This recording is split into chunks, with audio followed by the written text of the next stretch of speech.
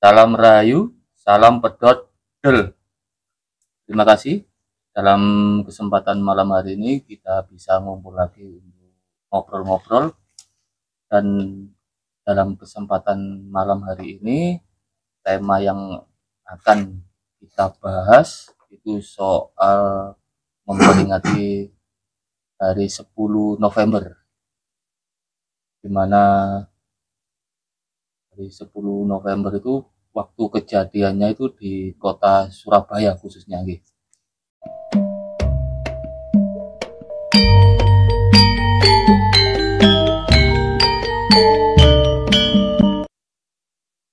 Monggo lanjut kok menawi wonten sing ditambahi saking Gus Ferry, Gus Grandong, Gus Slamet niki, Mas Wira monggo. Siap. Silakan.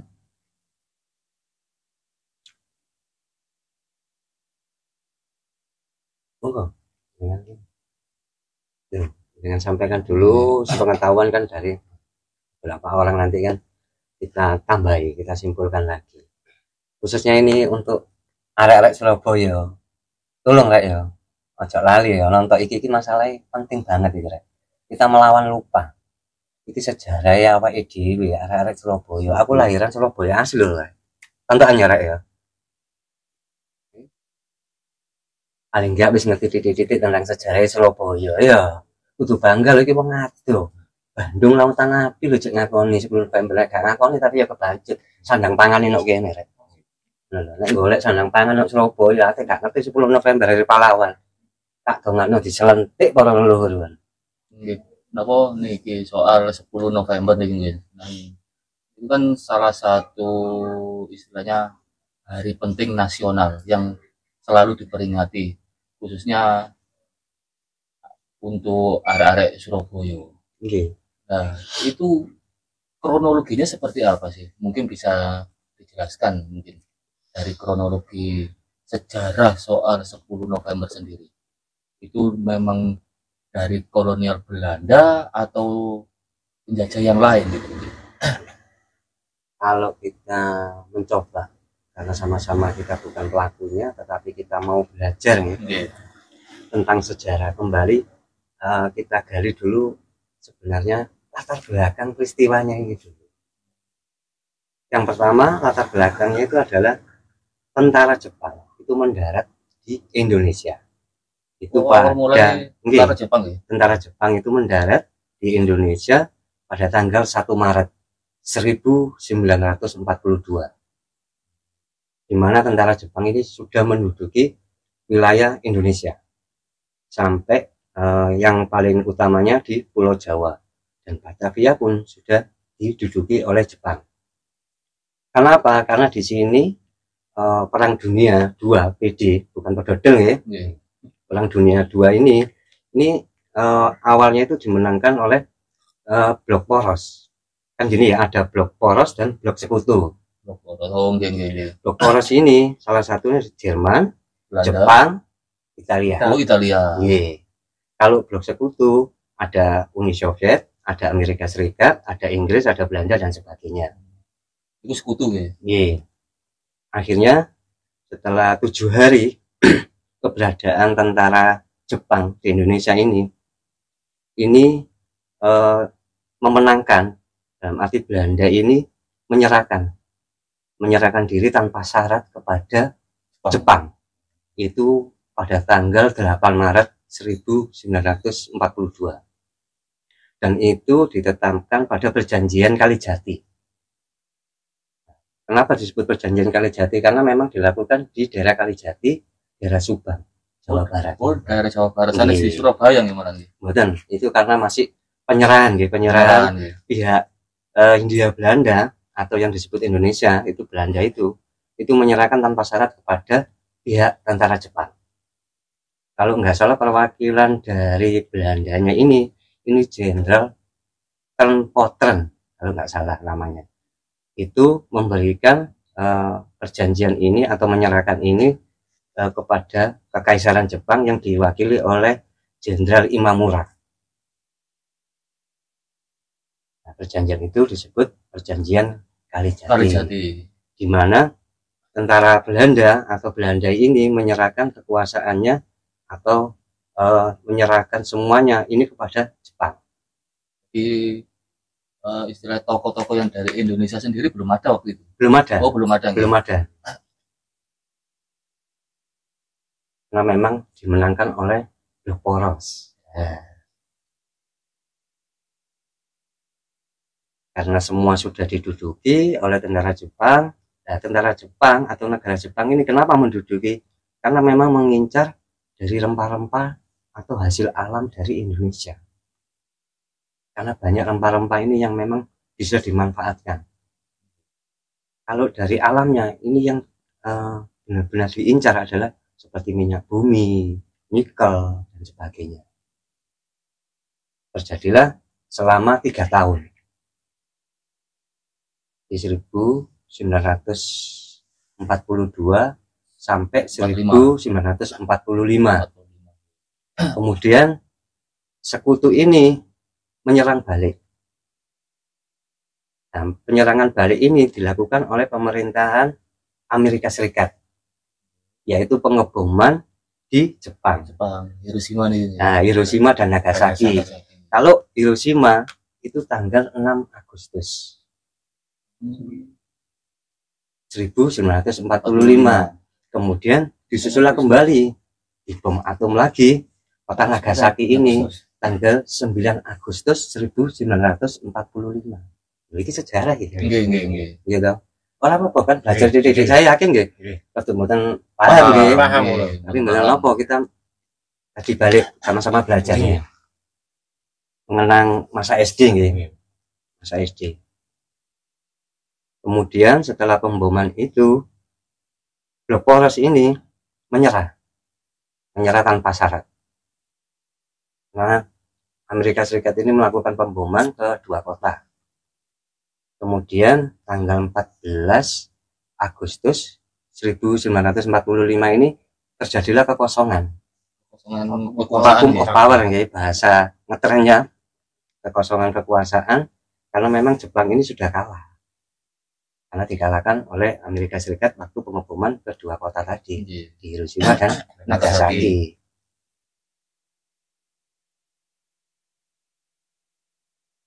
Kekosongan itu akhirnya dimanfaatkan oleh pihak kita, Indonesia. Lewat Bung Karno ini memanfaatkan, ini saatnya tepat kita untuk memproklamasikan atau mendeklarasikan kemerdekaan. Gitu. Pada tanggal 17 Agustus 1945.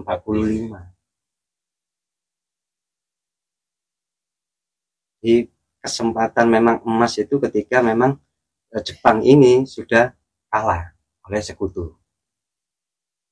Ini dimanfaatkan untuk memproklamirkan dan mendeklarasikan tentang kemerdekaan Indonesia secara de facto dan de jure. Kemudian setelah kemerdekaan itu dikumandangkan sekitar tanggal 15 September itu tentara sekutu dengan kelompoknya atau nama organisasinya itu AFNEI itu datanglah ke Indonesia pertama kali di Jakarta, kalau nggak salah dengan pemimpinnya itu Jenderal Philip Christensen. Itu datang ke Indonesia, ke Jakarta dulu. Jadi awalnya di Jakarta dulu datangnya. Nggih. Oleh AFNEI ini pula. AFNEI ini nopo? Elite Forces Netherlands East Indies. Pasukan elitnya dari negara Inggris. Inggris ya berarti. Tetapi AFNEI ini ternyata diboncengi oleh NICA. Nah, NICA ini apa? Netherlands Indies Civil Administration. Nah, NICA ini masih menginginkan sebenarnya untuk menjajah kembali Indonesia.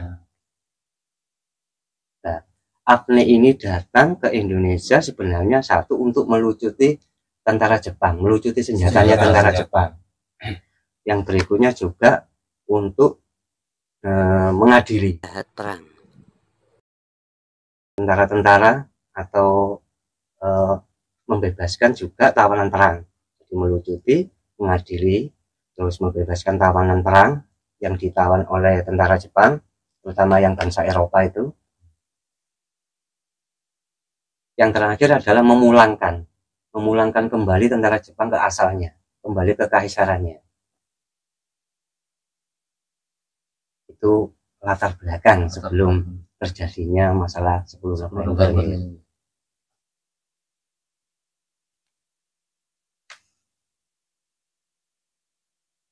Dari pasukan Nica itu yang nantinya yang menimbulkan masalah ya, tragedi itu.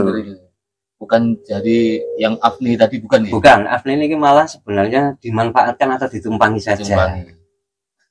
Karena kembali menginginkan bahwa Hindia Belanda ini berkuasa kembali, Indonesia harus patuh kepada civil administration ini tadi, itu Nica tadi, Netherlands Indies Civil Administration. Jadi rakyat Indonesia harus kembali tunduk kepada Nica ini tadi atau Belanda ini tadi. Seperti itu. Kemudian datanglah sekelompok orang-orang Belanda dan beberapa orang Inggris, AFNI itu tadi, yang dipimpin oleh Mr. Plockman, itu datang pada tanggal 18 September. Beliau itu datang di Hotel Yamato Hoteru, karena bahasanya orang Jepang seperti itu. Tapi sebelum itu ternyata adalah Orange Hotel orangnya. Nah, sekarang yang berubah kita kenal menjadi Hotel Majapahit yang ada di Jalan Tunjungan. Itu sebenarnya saksi bisu dan saksi nyata sampai sekarang tentang tragedi ini nantinya.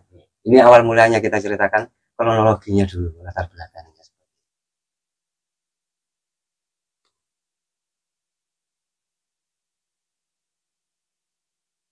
Pada tanggal 18 September itu 1945, Mr. Plockman dan rekan-rekannya ini tiba-tiba sekitar jam 9 malam, kalau nggak salah menurut sejarah yang pernah saya dengar dan saya baca juga, itu mengibarkan bendera. Mengibarkan yang bendera Belanda itu. Bendera Belanda dengan warna merah, putih, dan biru. Nah, ternyata keinginan apa sebenarnya? Keinginannya itu untuk memperingati ulang tahunnya Ratu Wilhelmina. Itu yang dipakai alasan untuk memperingati ratunya, ulang tahun ratunya. Kemudian setelah itu berkibar, kalau nggak salah karena di puncaknya yang paling tinggi di Hotel Yamato itu, sisi sebelah utara kalau nggak salah. Nah, itu kemudian diketahui oleh pemuda Surabaya atau arek-arek Surabaya. Nah, arek Surabaya tahu seperti itu, maka murka. Padahal sebelumnya ada maklumat pemerintah lewat Pak Karno mengumandangkan setelah bahwasanya mulai maklumat itu kan 30 Agustus 1945, maklumat itu dikeluarkan bahwa mulai 1 September bendera Sang Saka Merah Putih itu boleh dikibarkan di mana saja, di seluruh penjuru Nusantara, di seluruh Indonesia, di seluruh kota-kota besar. Nah, tapi ternyata Mr. Plockman ini tidak pernah konfirmasi, tidak pernah memberitahukan atau meminta izin kepada pemerintah Indonesia untuk mengibarkan bendera Belanda. Kan seolah-olah sudah merendahkan, sudah menghina, sudah tidak mengakui kedaulatan rakyat Indonesia tentang kemerdekaannya. Ini mulai pemicunya pemicunya nih. Tapi kalian nyantai nggih. Pak Andri ngopi-ngopiin nggih. Iki boleh apa diwedak iki sing ngomong iki. Nggih nih. Ya mau ya napa malih. Waktunya jadi pendengar.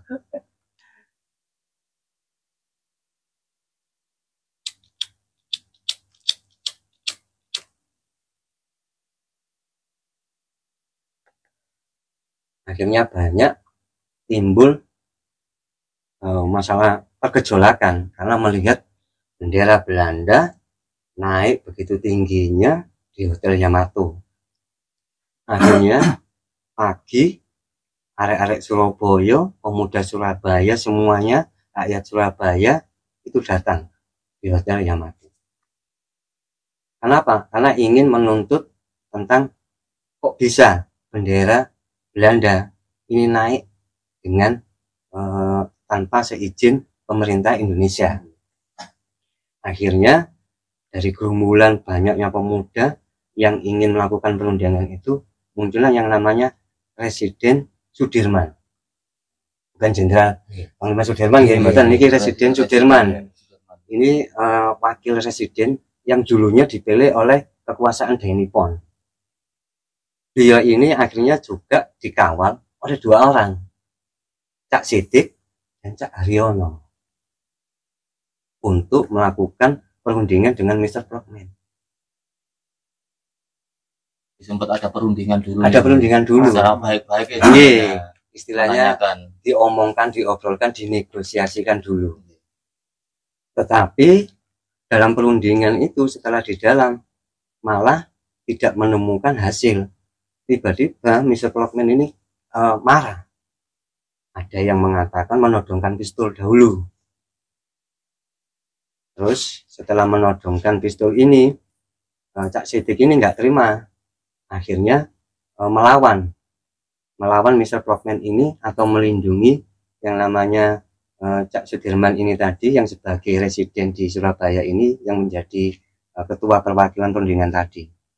Hingga terjadilah pertikaian. Di dalam ruangan itu Cekcok, tadi. ada perkelahian di situ Cak Sidik bersama Mr. Frogman. Akhirnya Cak Haryono pun juga keluar bersama Cak Sudirman ini tadi. Nah, dalam perlawanan ini memang kalau sejarahnya itu memang menang sehingga meninggal Mr. Frogman di tangan Cak Sidik. Tapi meninggal berarti. Meninggal. Tapi akhirnya Cak Sidik juga meninggal karena dikeroyok oleh tentaranya yang di situ. Akhirnya sempat dibawa keluar juga. Cak Sidik ini, beliaunya ini bilang kepada Cak Har, ojo sia-siakno pengorbananku. Iki perjuangan durung mari. Sampai nang arek-arek Surabaya. Ojo sampai nyerah. Kita harus merdeka. Akhirnya merdeka atau mati. Sampaikanlah kepada Cak Har tadi. Setelah terjadinya itu banyak pemuda yang berebutan lari ke atap. Sampai mengambil bendera sampai penyobekan karena banyaknya massa tidak tahu satu persatu, juga sejarawan pun juga macam-macam yang mengatakan si A, si B, si C dan sebagainya. Itu banyak. Ada yang mengatakan ini namanya Cak Kusnowibowo bersama Cak Haryono tadi. Ini manjat dan merobek. Ada lagi yang mengatakan juga Cak Ari. Ada lagi, karena memang banyak pada waktu itu yang memanjat. Terus ada namanya Cak Oni Manuhutu, ini ternyata dari Maluku. Jiwa Surabaya. Karena memang sudah terbentuk di situ, karena jiwanya sudah menjadi pemuda Surabaya. Sampai melakukan perobekan itu, dirobeklah yang warna biru tadi. Tinggal warna merah dan putih, kemudian diikat kembali dan dikibarkan kembali. Dari situlah mulai muncul peperangan.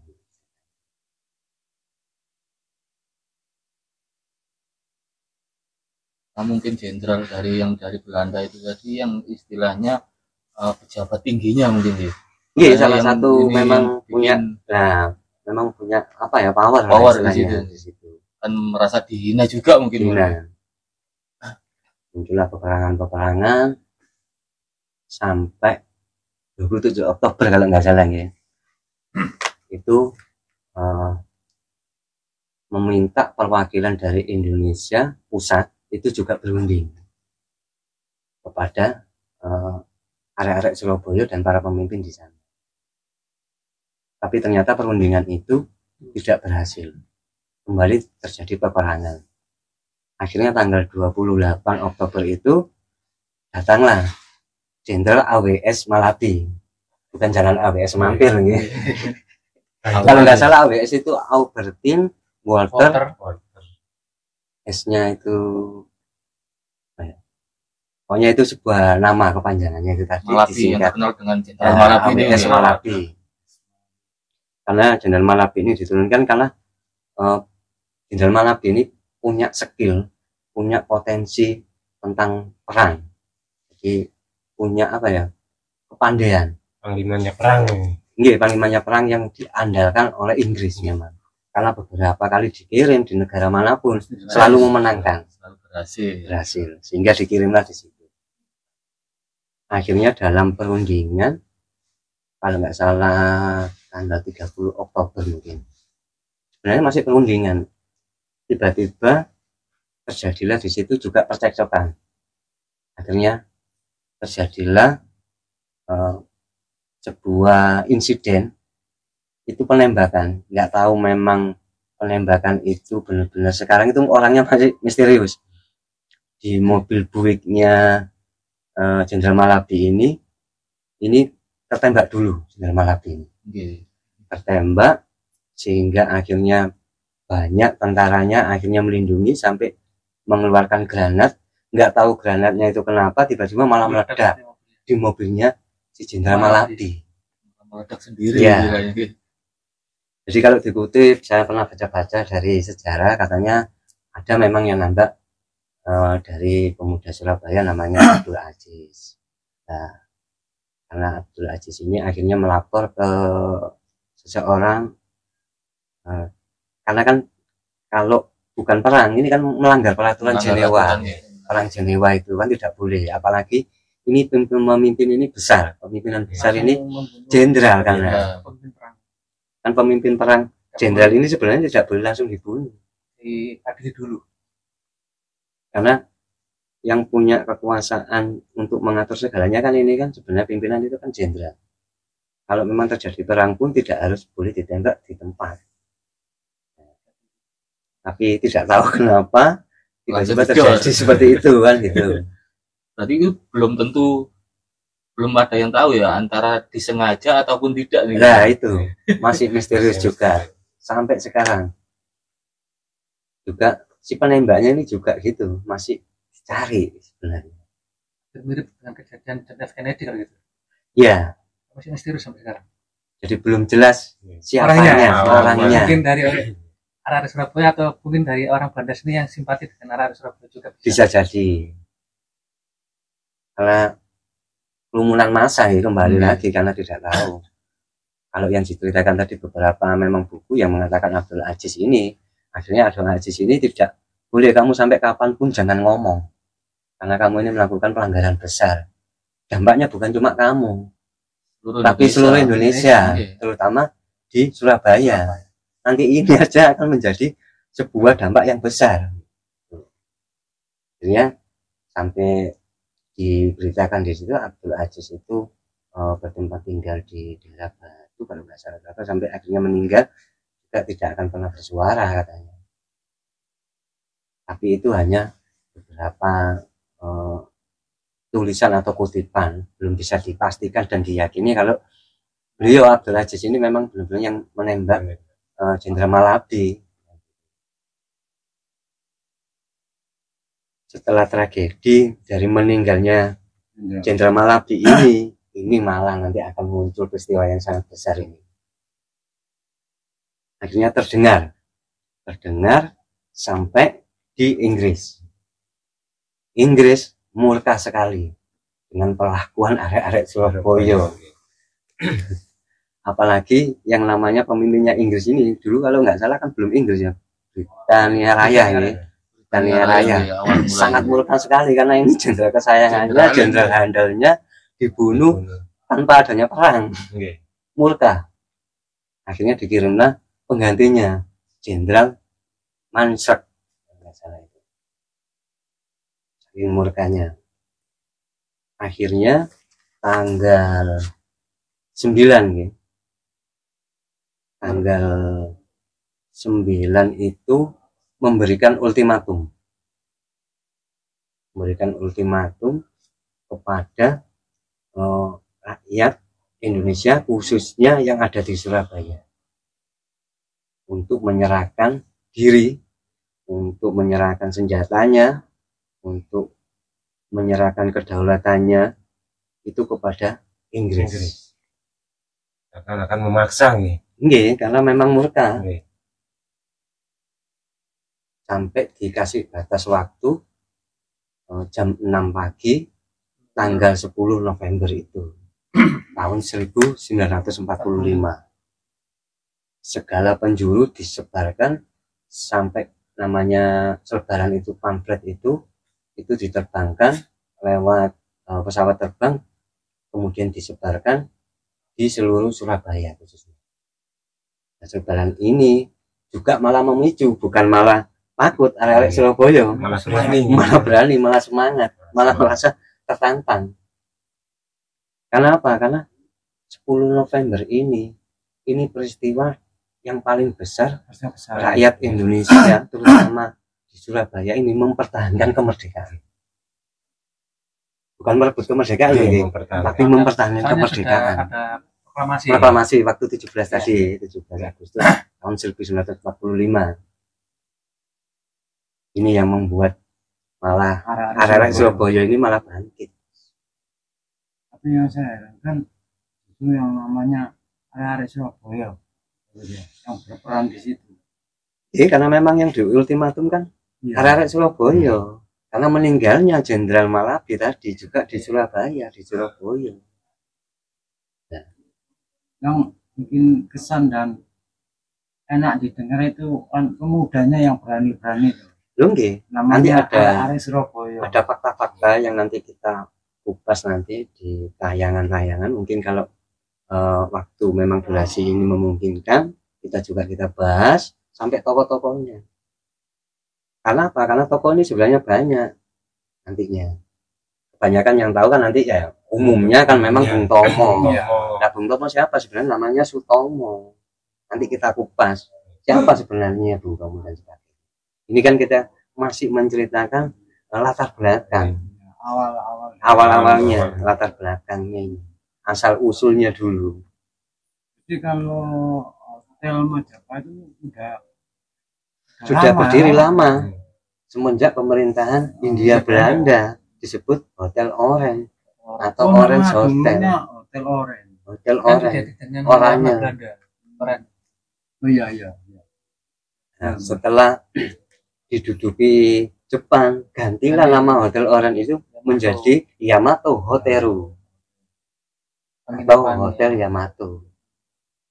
Makanya kalau saya dulu pernah sih ingat di situ. Agak keras betul menopo. Ada soalnya pelayanannya itu kayak masih istilahnya masih arah ke barat-baratan gitu. Nah, istilahnya pelayanannya sama pegawainya di hotel itu kan kelihatan kayak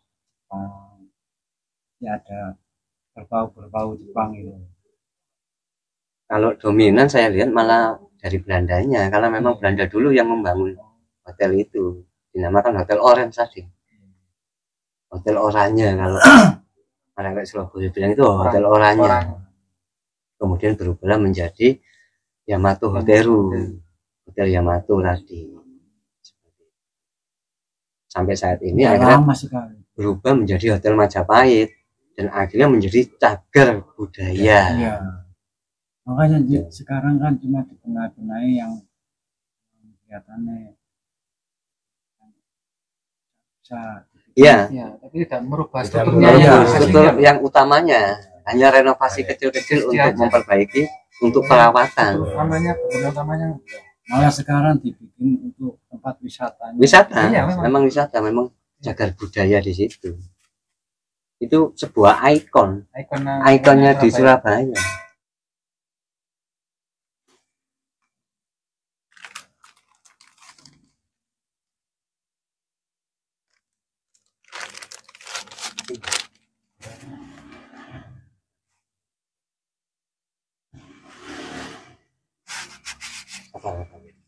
Oke, sabar dulu ya. Masih asik.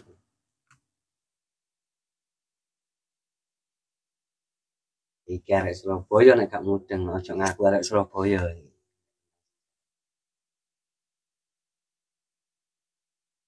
10 November gak ngerti hari apa, sejarah Hotel Majapahit gak ngerti, Tugu Pahlawan gak ngerti, minggat toh. Keren.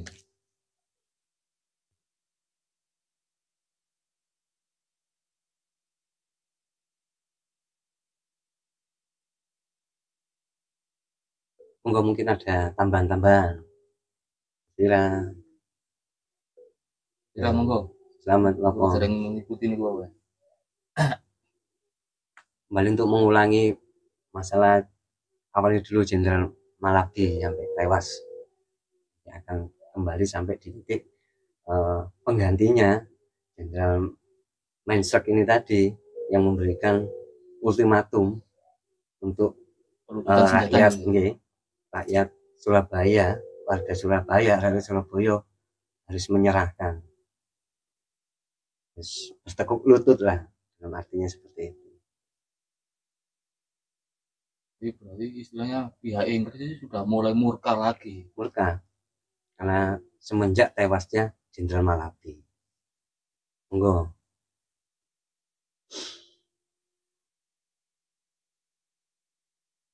Sejarah nih, sejarah nih. Kalau saya sih masih penasaran sama Jenderal Mensek ya. Nggih, Itu Mensek. gimana kelanjutannya kok bisa dia juga bisa tewas di situ itu. Karena kan nanti beliaunya kan memimpin waktu perang 10 November nanti. Apa emang tewas di Surabaya juga? Nggih. Untuk masalah Jenderal Malabi dulu, barangkali mungkin ada yang pernah didengar atau dibaca atau mungkin memang langsung dari narasumber veteran pada waktu itu.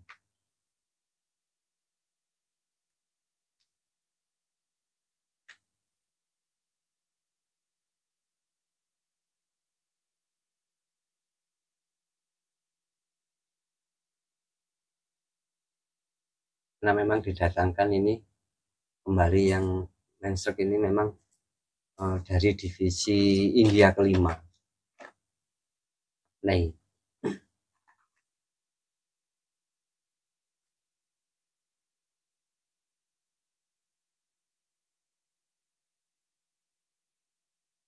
karena India juga kolonialnya dari Inggris, India ini kan jajahannya Inggris, akan disebut kolonial. Memang yang semerap cara tentang India jajahannya Inggris enggak.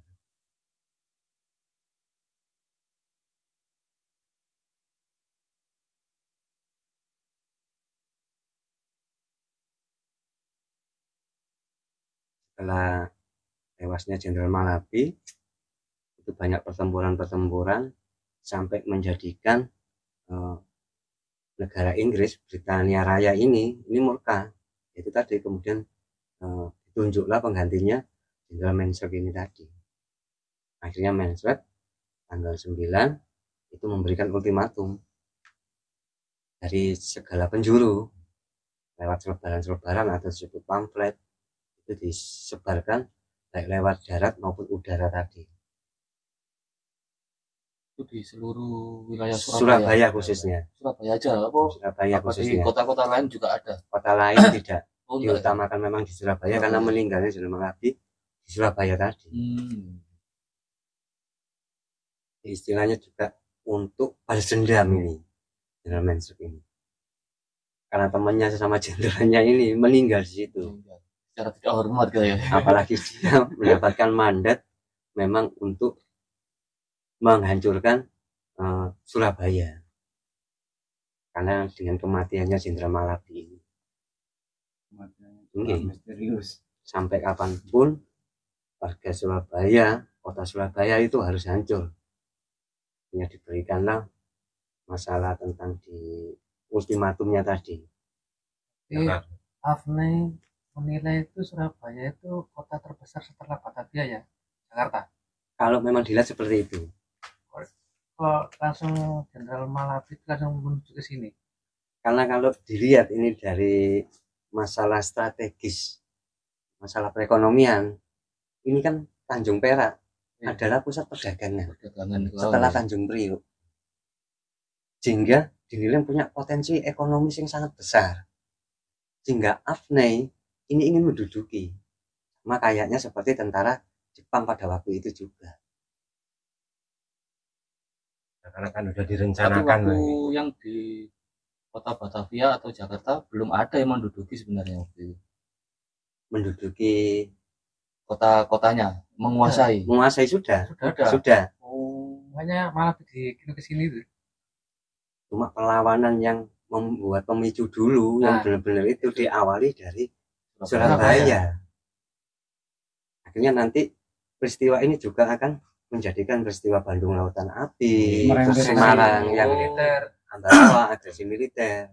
Jadi susah jadi merembet ke sana. Iya, karena kita hanya di sini yang di Surabaya itu Pertama sudah kali memberikan contoh untuk perlawanan, pengorbanan, perlawanan. Untuk mempertahankan.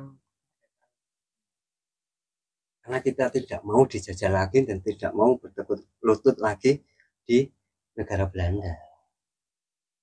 Apalagi tentang dinicanya tadi ini tadi. sampai dari ada lautan api. Bandung Lautan Api, sampai ke situ kan peristiwa Ambarawa. ya peristiwa Ambarawa juga.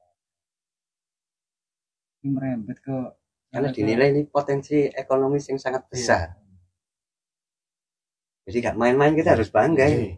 Karena pelabuhan terbesar kedua. Tapi yang pernah saya dengar dan saya pernah baca, katanya pas Lebaran itu disebarkan, orang maksudnya penduduk dari Surabaya yang bekerja di luar kota Surabaya mendengar itu juga kembali lagi ke Surabaya. Kembali ke Surabaya. Langsung balik Kebanyakan Dengan semangatnya itu. yang mereka yang sudah keluar kayak Kayak mungkin di Gresik, Nah, di Gresik, Sidoarjo Malang, sampai ya, Malang. saya dengar dari itu. Apalagi Kembali beberapa Langsung balik lagi. orang yang punya saudara. potensi Nah, yang di luar kota ini, ada yang menjadi BKR, oh ya. Badan Keamanan Rakyat, ada yang menjadi tentara, polisi, keamanan rakyat di PKR, ada yang disebut TKR, Tentara Keamanan Rakyat. PKR. Jadi semua kota itu ikut membantu akhirnya. Ada yang di Blitar, ya, Surabaya. di Blitar. Asli orang Surabaya. Saya dengarnya itu. Dengar dan baca, pernah baca. Apalagi ini kebanyakan X atau bekas dari peta kalau yang Oh Blitar. ya, peta. Tapi masih punya keterkaitan di Surabaya. Surabaya. Mereka datang untuk membantu untuk ikut berperang. Terus lagi bekasnya Tentara Kenil. Terus bekasnya Tentara Heiho. Didikan orang Jepang. Tapi orang Indonesia yang dididik kemiliteran lewat tentara Jepang kan disebut Heiho. Mereka juga akhirnya menumpahkan jiwa raganya. Perang juga. Jadi ada dua versi hebatnya. Sebagai bentuk mempertahankan kemerdekaan, akhirnya semua yang di seluruh Jawa Timur ini ikut membantu berperang. Yang kedua, memang mempertahankan kotanya sendiri, yaitu Surabaya. Banyak ini barisan pemuda dari Surabaya ini semuanya akhirnya juga terjun ke medan perang nantinya ini. Bukan dari tentaranya aja ya, dari Nah, rakyatnya malah. ini sebuah fakta yang menarik. Ternyata kalau dari tentara atau militer ini cuma 20%. Belum. Oh, 20%. 20%. Malah kecil. 80% ini dari rakyat biasa atau rakyat sipil. Ya kan soalnya baru mendeklarasikan Kemerdekaan. Oh, belum Agustus ada, sampai November kan belum Terbentuk. terbentuk istilahnya. Dari Api sipil ini belum kebanyakan ada nih. ada yang dari petani, petani, pedagang, dagang. tukang becak, santri, ulama, sampai dari pemuda-pemuda. Nanti kita bahas juga ada yang namanya ini AMI, Angkatan Muda Indonesia, yang dipimpin oleh Ruslan Abdul Ghani. Ini akhirnya memfasilitasi pembentukan semua kepemudaan di Indonesia ini akan menjadi PRI, Pemuda Republik Indonesia. Ini sejarah ini. Bukan sebuah nama kota aja ya, langsung Republik Indonesia. Jadi biar semua mencair menjadi satu, itu menjadi PRI tadi, Pemuda Republik Indonesia. Akhirnya kalau nggak salah sepakat ditunjuklah Sumarsono sebagai pemimpinnya. Kalau nggak salah dulu itu waktu ingin membentuk PRI ini di Gedung Nasional Indonesia nih, Jalan Bubutan kalau nggak salah sekarang. GNI Bubutan. Jadi di situ belum ada yang namanya Bung Tomo, itu belum ada. Belum masih ada ini belum ada ya. Nanti lahirlah Bung Tomo nanti di sini. Ya. Ternyata kan Bung Tomo cuma jurnalis. Nah, ini basicnya. Oh, basicnya jurnalis ya. Penulis. Nah, penyiar radio, jurnalis. Tapi bisa menggaungkan nantinya itu. Menggaungkan nantinya malah karena apa?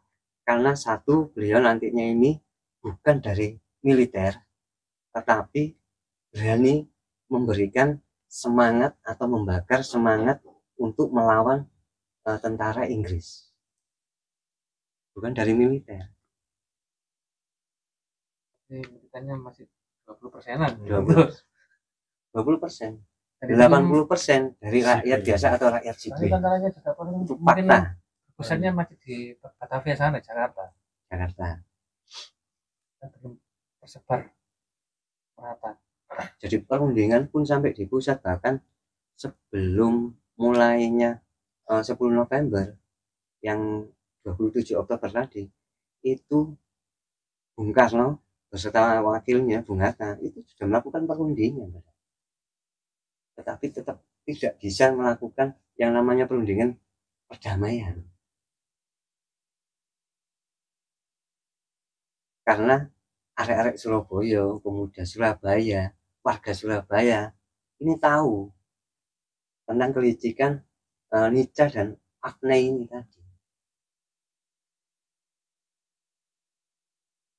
hingga tetap melakukan tadi perlawanan terus melawan pokoknya. Terus melawan sampai walaupun diterjunkan jenderal tadi yang paling hebat sampai tanggal 30 tadi juga melakukan perundingan, juga akhirnya tidak mendapatkan perundingan yang sangat baik, tidak menemukan win-win solution, malah terjadilah peristiwa pembunuhan Jenderal Malabini tadi. Malah kata ini yang benar-benar sangat misteri dan sangat penuh dengan keberanian. Dan kalau nggak salah peristiwanya itu kan di Jembatan Merah nih, ya?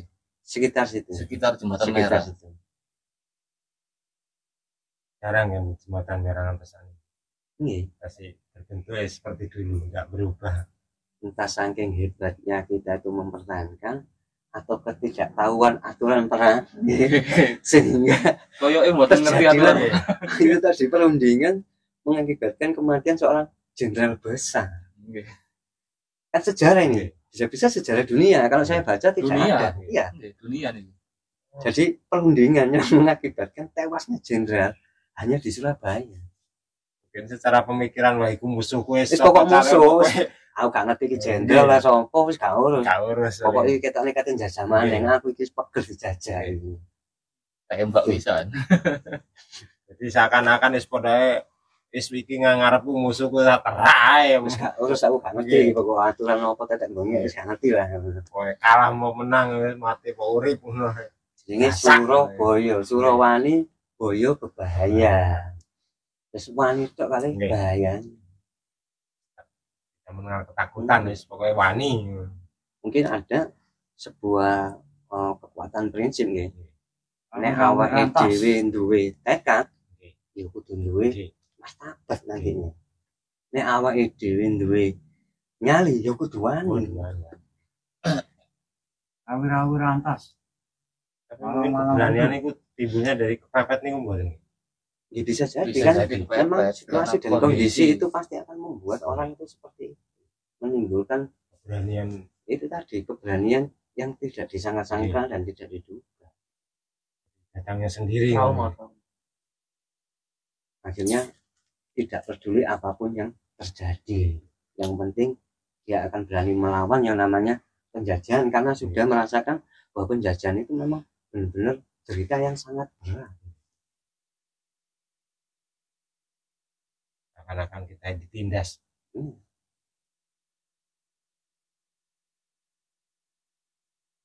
Semangat sampai berani merobek bendera ini sungguh kekuatan yang luar biasa, karena tanpa adanya komando pada waktu itu, tidak ada yang mengomandokan untuk merobek, akhirnya mengibarkan merah putih, tidak ada.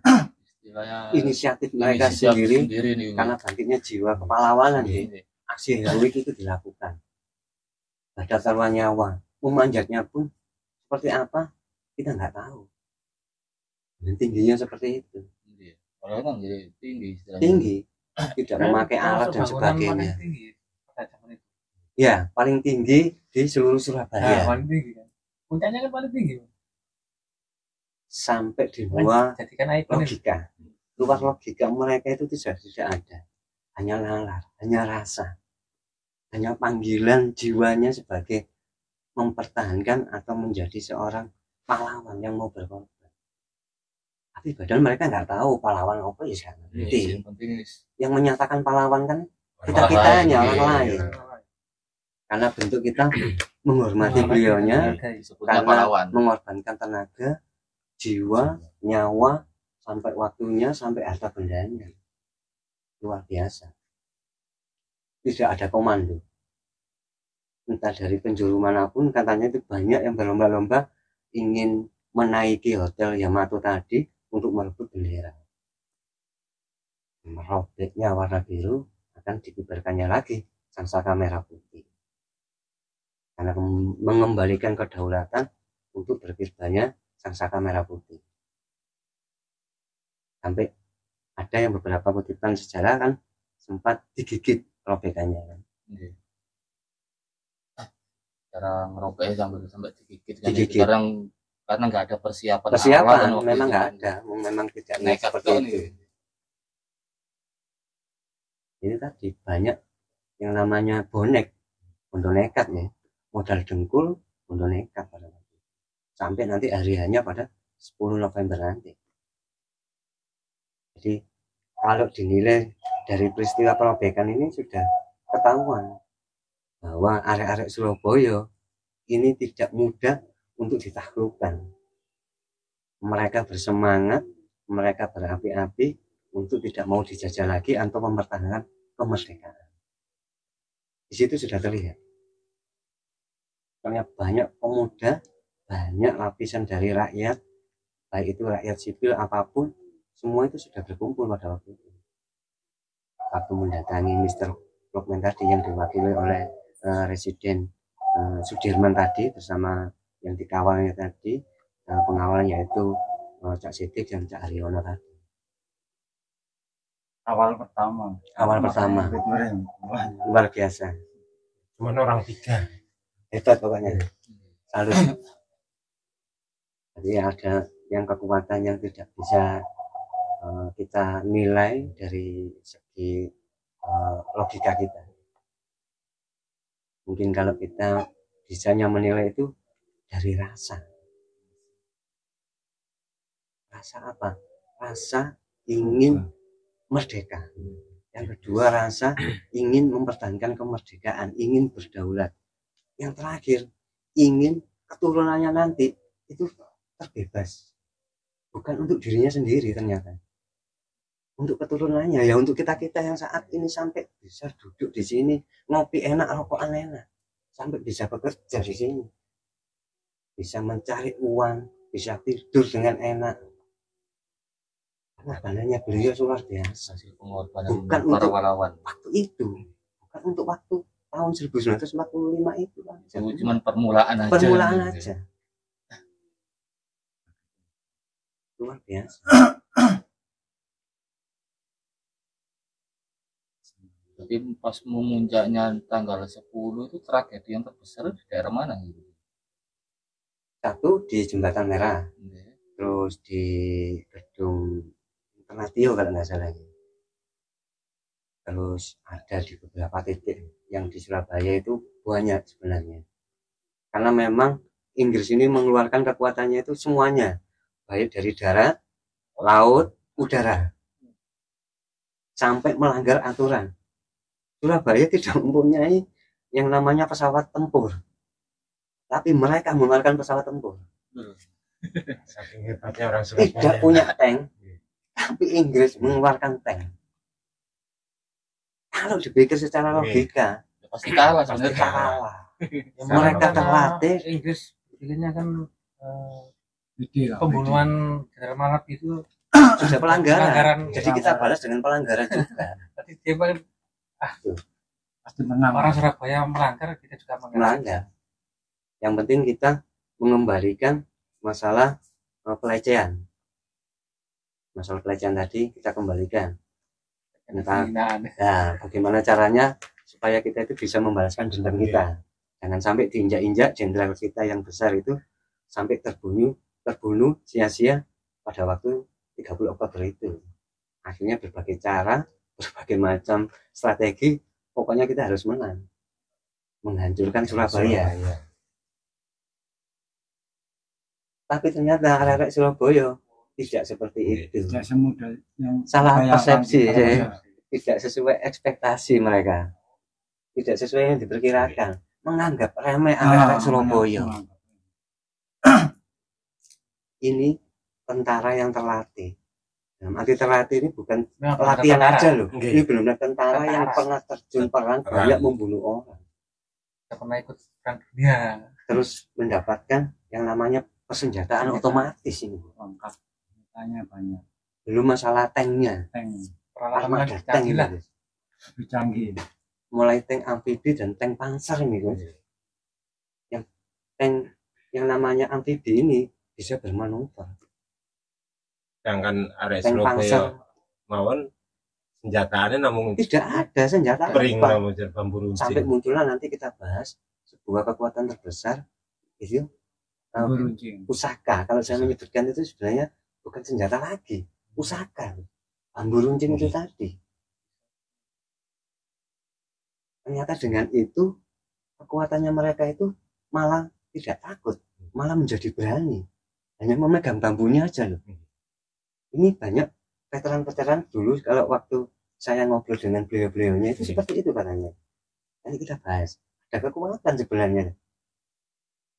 Ternyata ada yang mengatakan ini dari kiai. Nantinya kita bahas ini. Kan asik ya. Banyak kekuatan spiritual di sini. Ada kekuatan religiusnya. Menyatu dengan Makanya alam. kan sebut ini pusaka ini.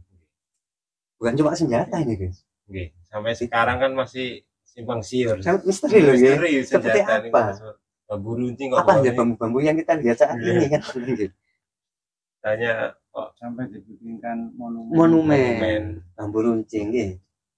Luar biasa kalau saya nilai, luar biasa. Sejarahnya Pada waktu itu 80% loh rakyat biasa atau rakyat sipil Iya. guys. Bersenjatakan macam-macam di situ. Pakai golok, senjata tajam lah. Pakai arit, pakai celurit. Ada yang pakai pacul guys katanya guys. Ada yang pakai pompa katanya. Pompa. Kebanyakan kalau pompa itu beliau yang veteran ini lupa saya namanya. Itu katanya dari kelompok tukang becak. Bersenjatakan pompa mereka. luar Tapi biasa. masih berani melawan. Oke. Tidak kendor. Ini tadi salah persepsi dan luar ekspektasinya mereka kan.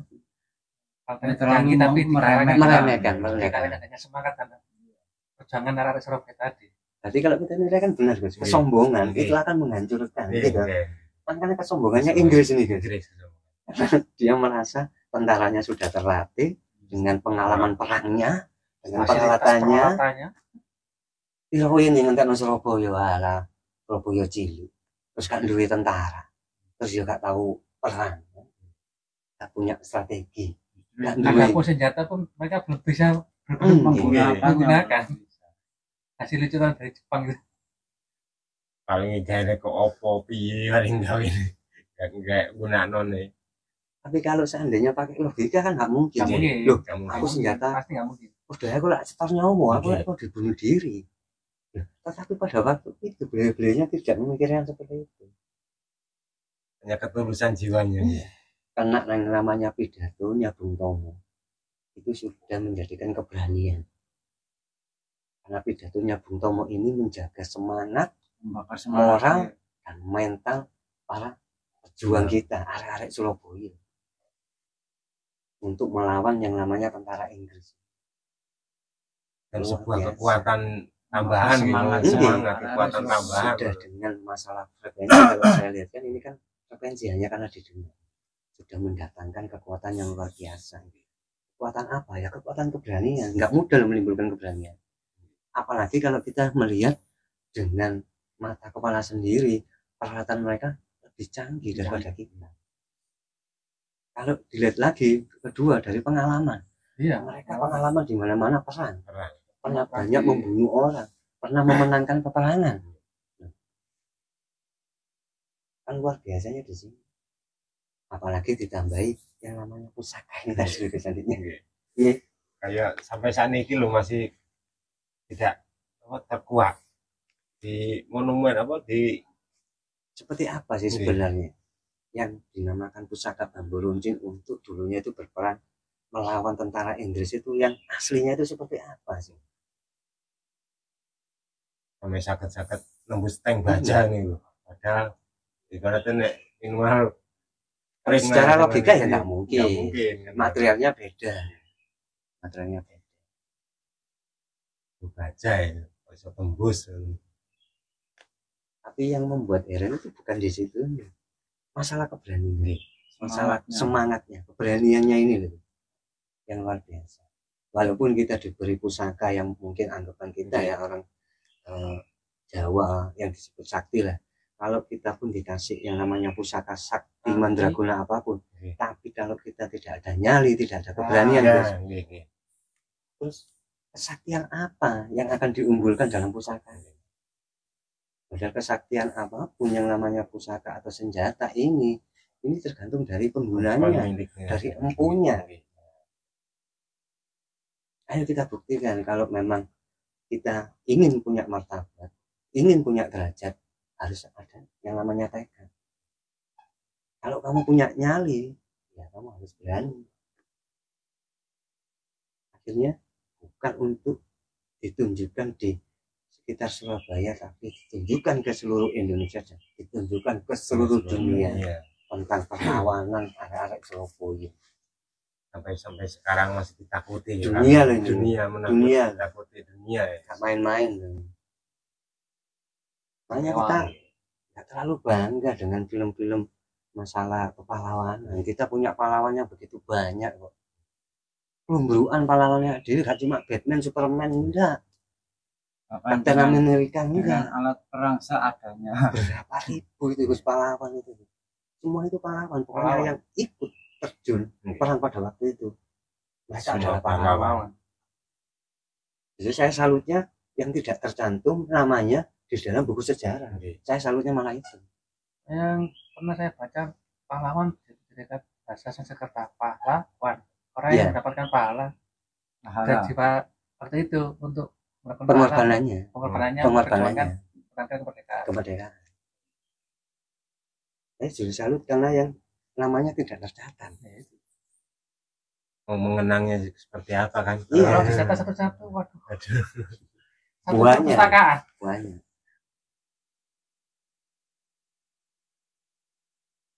Nanti obrolan ini semakin asik, mungkin ya kembali lagi kan di tayangan ini mungkin nanti kita bahas cukup di sini. Nanti tayangan berikutnya kita bahas untuk momen yang 10 Novembernya pas ini sampai berakhirnya. Kan karena yang kita baca, yang kita tahu, yang kita dengar kan pertempuran ini sampai 3 minggu 3 hari. Sampai 3 minggu 3 hari. Dan nanti gimana perlawanannya kita kupas mungkin beberapa tokoh. Ada yang namanya Bung Tomo tadi, itu latar belakangnya seperti apa. Terus Majen Sungkono, HR Muhammad, nanti kita kupas di tayangan berikutnya. Nanti biar pemirsa selalu mengikuti ya.